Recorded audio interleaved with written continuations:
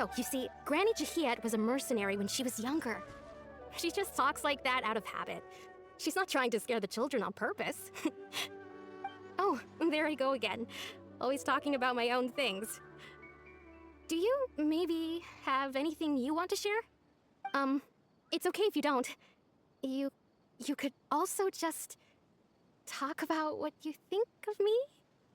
Oh, I think you're an incredibly strong and thoughtful young woman. You'll meet many amazing people and live a very happy life. You won't miss someone like me. Huh?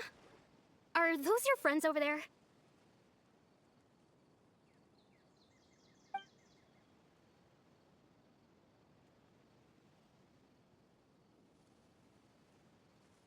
All right. This version of Atosa hasn't met us yet. Friends? I guess you could say that. It must have taken them a lot of effort to find me. So, I should see what they need. I'm sorry, Atosa. We'll have to continue this conversation another time. Another time, huh? Yeah, okay. I'll head back to the village then. Talk to you some other time.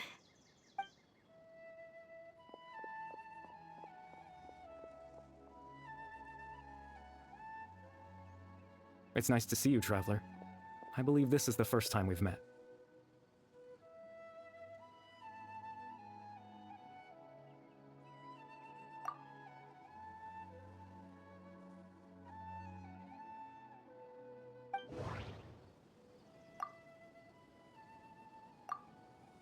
The founder of the Abyss Order. The man who broke the curse of immortality. No, that doesn't seem right. Born into abject sorrow, he shall now become the loom of fate. You're Kari Bear Alberic. Oh, you know me? That's quite the surprise. I don't believe I've met you before. Oh, I see. It was the memory, wasn't it? Your sibling's memory. You saw the me from back then. This is Atosa's memory. I came here to say goodbye to her. But I suppose I'll just leave her a message instead. Come, let's find somewhere else to talk.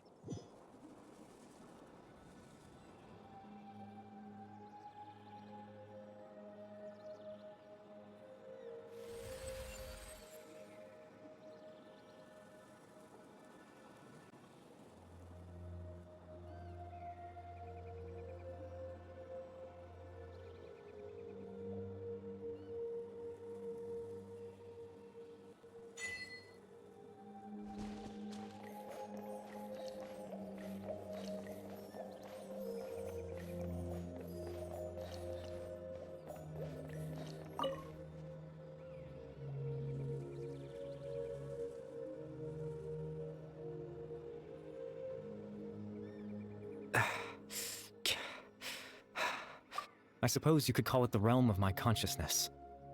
I'm someone who no longer exists in the real world, after all, as you well know.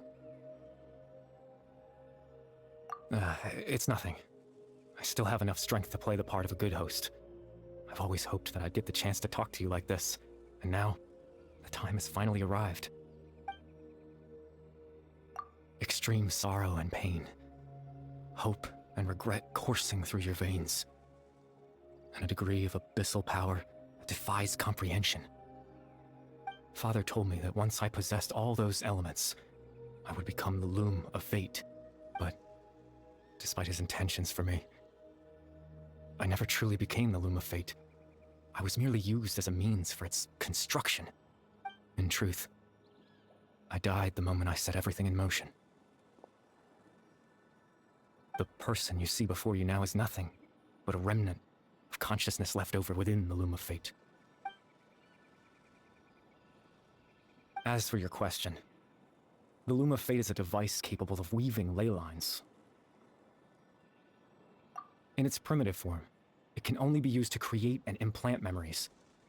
But, as more of it is completed, its power becomes stronger and stronger, until finally, it has the power to weave real ley lines of its own. Once fully completed, the moment it gains the power to weave ley lines, it loses the lower level ability to influence memories. But it also becomes a tool that can change the entire world. Yes, I have the ability to control the loom in its semi-completed form. I suppose you can think of it as a form of compensation. After all, its existence cost me my life.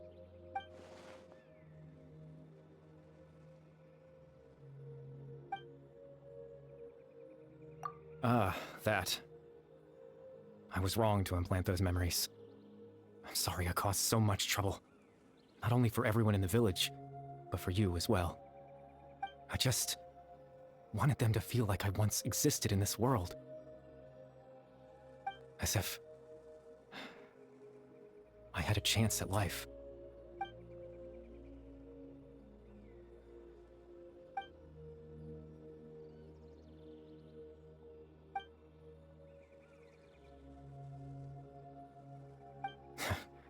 I know what you must be thinking. Why would I do something so meaningless?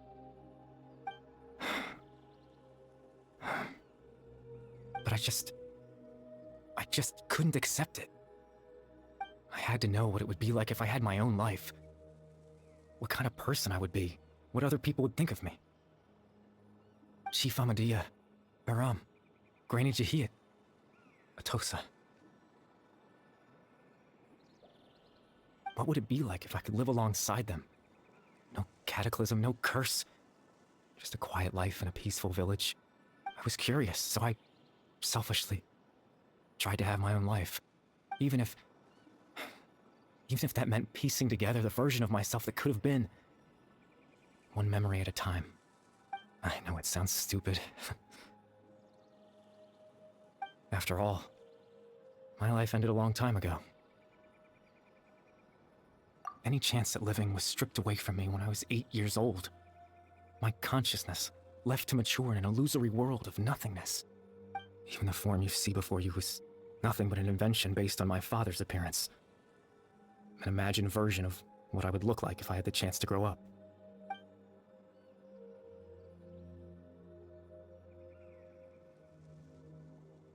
I know. But there's nothing I can do to make them find me. If I could exist in the real world, I would return without a second thought and surprise them with the suddenness of it all. But, well, that's not possible for me.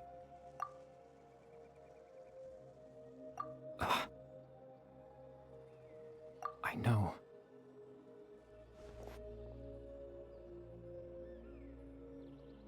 Captain Dainsleif. Twilight Sword, you mean?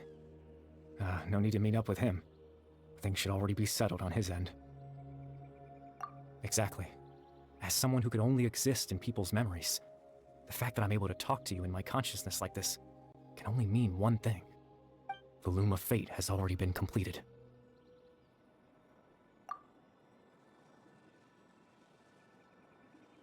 No need to worry about Captain Dainsleif. He's absolutely fine. The only reason he lost the eye was because I happened to guess exactly what he was planning. Captain Dainsleif has had the eye inside his body this whole time, hasn't he? His plan was to lure the Abyss Order to a false location, capitalizing on their pursuit of the eye in order to have the chance to confront the princess. He would then hand the eye to you and tell you to take it away from that location. That way, Captain Dainsleif could accomplish his own goal and ensure the safety of the eye all at once. A very thorough plan. That's right, because in his mind, he had given it to you already.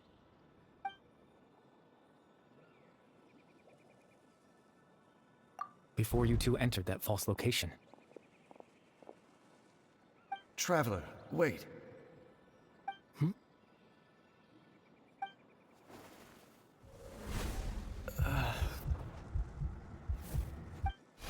We've no time to lose. Let's head inside.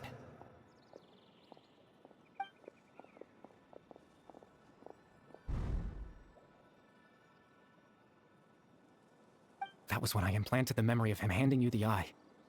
Given the tense situation at that time, Captain Dainsleif failed to notice anything out of the ordinary, and took that memory to be real.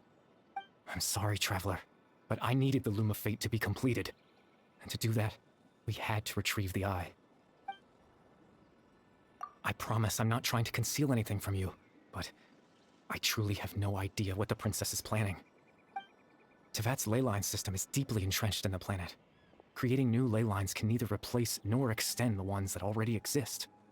In the face of everything they could be planning, I fear I'm too insignificant to even get a glimpse of the bigger picture. In any case, I had my own use for the Loom of Fate, and my goal, at least, has been achieved. You remember my father, don't you? Clotar Alberic. I believe you saw him in your sibling's memory. After he used the power of the Abyss to restore consciousness to my hilichurl form, I suffered from an indescribable level of mental anguish.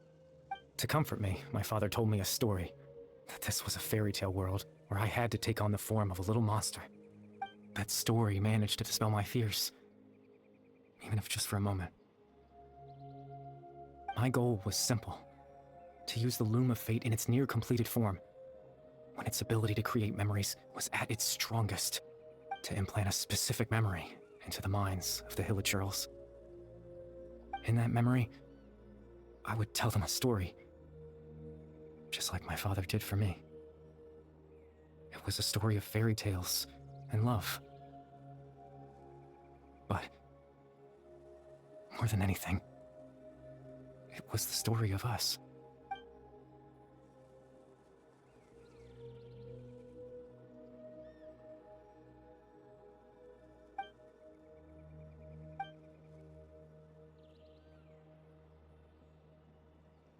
I can't change the world.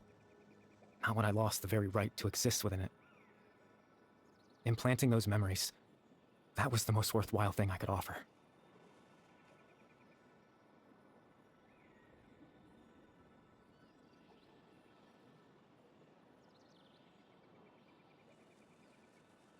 All that's left of my existence is a wisp of residual consciousness tied to the Loom of Fate. In truth, that trace of my consciousness should have dissipated long ago. My goal was the one thing that allowed me to hold on all this time. But now, the bedtime story is finished. And it's finally time to rest.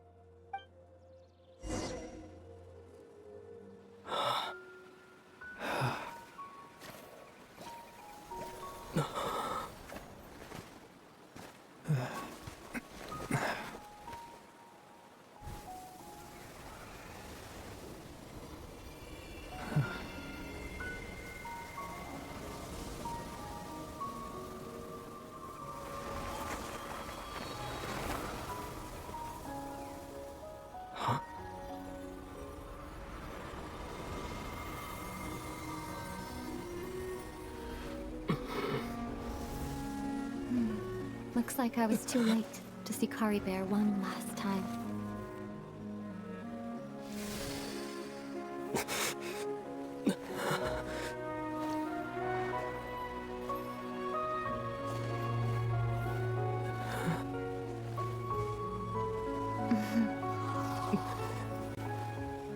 Kari Bear's consciousness is gone, and this space will soon disappear along with it.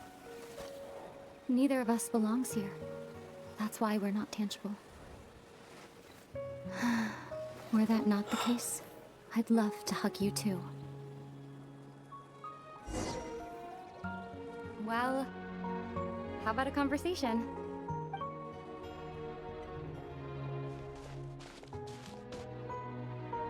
The chance to just stop and talk like this is certainly not easy to come by. Wouldn't you agree?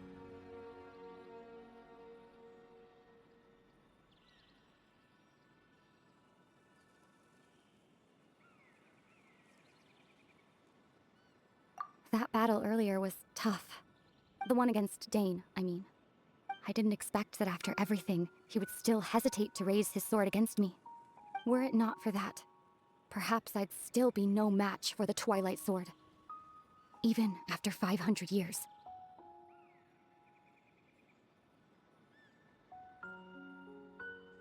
The Loom of Fate, huh? I still haven't found a way to utilize it to its full potential. But there's still time, before the heavenly principles awaken.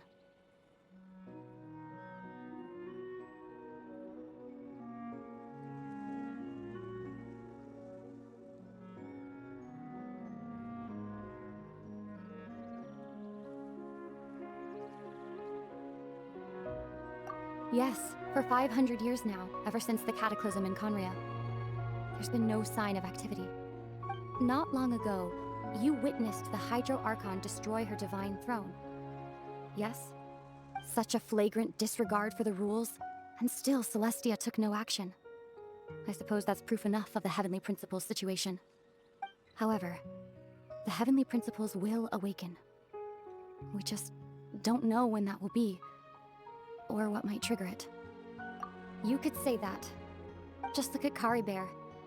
He was so pure and single-minded. The space we now find ourselves is a perfect representation of who he was. Quiet and peaceful. Even as a hilly churl, seeing the terrible sight within the mirror wasn't enough to taint his spirit. He brought comfort to the people of this world, even though he was denied the very right to be a part of it. So ask yourself this.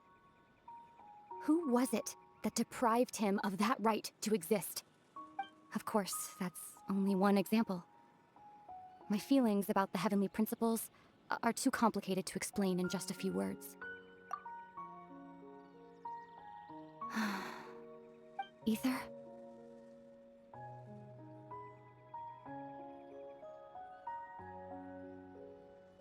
You're the only one in this world who calls me that. There's so much I wanted to ask you, but for some reason, I'm not interested in asking those questions right now. There's just one thing I have to ask. One thing I could never understand. Why? Why can't we continue our journey together?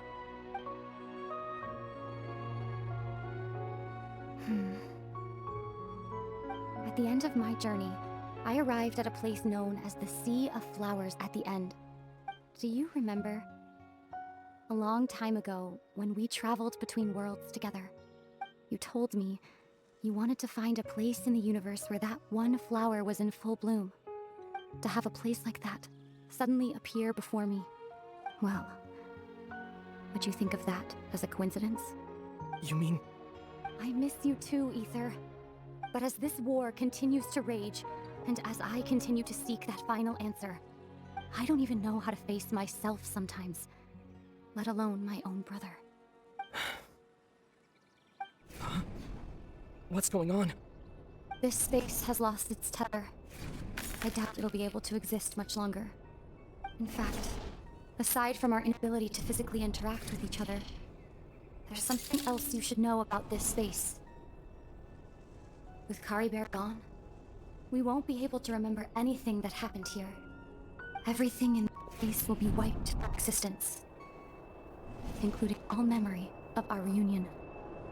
You're only telling me this now?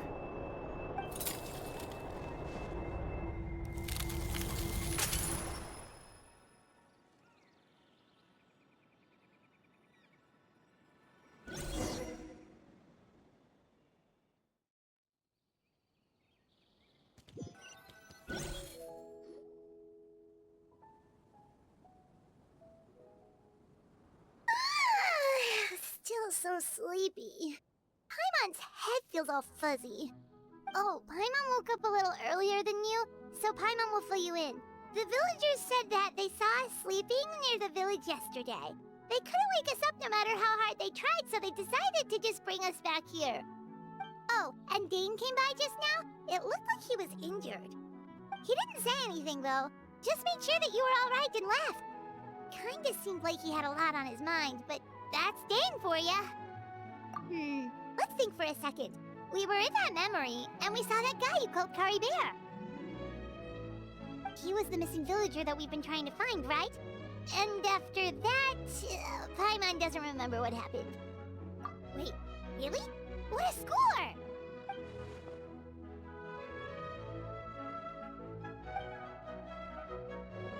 Well, what happened after that?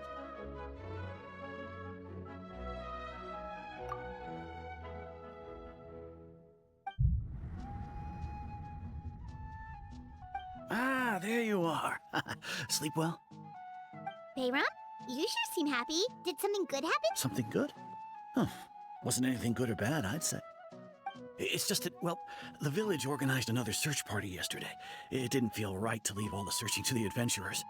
So there we were, searching away, when suddenly this one guy said it all came back to him. According to him, one day around dusk, he was passing by this one tree outside the village, and he saw our missing villager. There he was, sleeping under that tree all by himself. His parents came a little later to wake him up, and they all left together. They looked like quite a happy family, apparently. And after that, well, we all started to feel like that really is what happened.